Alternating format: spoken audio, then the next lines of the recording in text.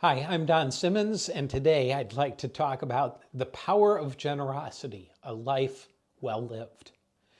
Winston Churchill is often credited with saying, "We make a living by what we get, but we make a life by what we give." While there's no official record of him saying these exact words, the message aligns deeply with his values of service, sacrifice, and contribution. It suggests that true fulfillment in life comes not just from what we earn or acquire, but how we give back, how we impact the world around us. If Churchill had said this, it would likely have been in the context of encouraging public service, charity, and national unity. Perhaps during World War II, when he urged the British people to stand together, or later when advocating for social responsibility and rebuilding after the war. The idea that generosity shapes a meaningful life isn't just an inspirational saying, it's a powerful principle, one deeply rooted in biblical wisdom.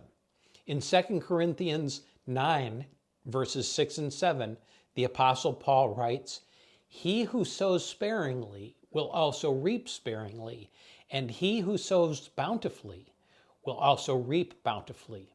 So let each one give as he purposes in his heart, not grudgingly or of necessity, for God loves a cheerful giver." Paul uses agricultural terms, sowing and reaping, to illustrate a fundamental truth. In order to reap a harvest, we must first plant seeds. This applies not only to agriculture, but to investing as well. Whether we invest financially, emotionally, or spiritually, we face a choice.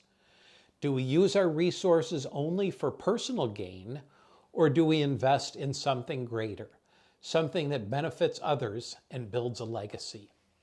Paul encourages us to give intentionally, saying, "Let each one give as he purposed in his heart." This principle extends to how we invest. As stewards, God's oikonomos, or his fiduciaries, we are entrusted with resources not just to serve ourselves, but to advance God's kingdom on earth. Jesus himself spoke very directly about this in Matthew chapter 6. "Do not lay up for yourselves treasures on earth, where moth and rust destroy and where thieves break in and steal. But lay up for yourselves treasures in heaven, where neither moth or rust destroys and where thieves do not break in and steal. For where your treasure is, there your heart will be also." Jesus calls us to shift our focus from temporary wealth to eternal values. What we accumulate on earth is fleeting, but what we give and invest for the good of others leaves a lasting impact. Proverbs 11:25 reinforces this truth. "A generous person will prosper.